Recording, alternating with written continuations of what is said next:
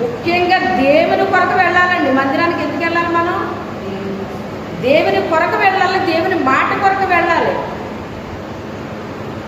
ఆయన మాట వినడం కోసం మనం వెళ్ళాలి. మనం వింటాము, చదువుతాము, ధ్యానిస్తాము, అయినప్పటికైనా బోధ మనకు అవసరం. మందిరంలో ఏమవసరం? మనకి బోధ అవసరం. ఏ రోజు పాఠం ఆ రోజే ఉంటుంది. ఈ వారం వచ్చింది నెక్స్ట్ వారం రాదు.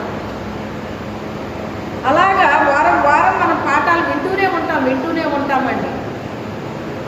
ఈ బైబిల్ కేవలం చదివేసి పక్కన పెట్టడం కోసం కాదు.